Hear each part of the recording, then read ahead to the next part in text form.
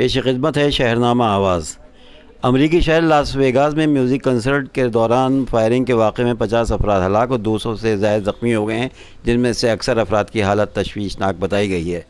فرانسیسی خبر رساں ادارے کے مطابق Las Vegas police Sherif Joseph نے پریس کانفرنس کرتے ہوئے بتایا کہ جائے وقوع پر اب تک 50 سے زائد افراد ہلاک ہو چکے ہیں، جبکہ 200 سے زیادہ زخمی ہوئے ہیں۔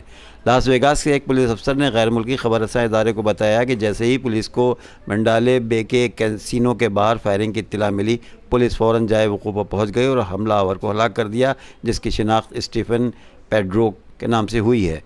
سماجی رابطے کی ویب سائٹ پر گردش کرنے والی ایک ویڈیو میں دیکھا جا سکتا ہے کہ ایک ہجوم میوزیکل کنسرٹ سے لطف اندوز ہو رہا ہے کہ اسی دوران فائرنگ کی آوازیں آنا شروع ہو گئیں اور کنسرٹ کے دوران بھگدڑ مچ گئی۔ عینی شاہدین نے مقامی ٹیلی ویژن چینل کو بتایا کہ چند حملہ آوروں نے ذرا اونچے مقام سے کنسرٹ میں موجودہ ہجوم پر مبینہ طور پر سینکڑوں گولیاں برسائی۔ تاہم پولیس کا اس حوالے سے کہنا ہے کہ اب تک یہ نہیں معلوم ہو سکا کہ حملہ آور ایک یا اس سے زیادہ تھے۔ واضح ہے کہ حالیہ دنوں میں امریکہ میں عوامی مقامات پر فائرنگ کے دوران میں اضافے دیکھنے میں آئے ہیں۔ گزشتہ ماہ ستمبر میں مختلف واقعات میں 10 افراد ہلاک ہو چکے ہیں۔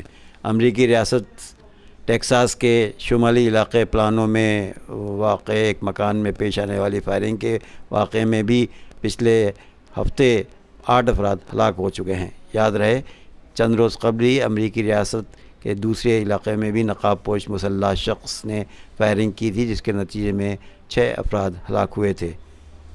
خبریں ختم ہوئیں۔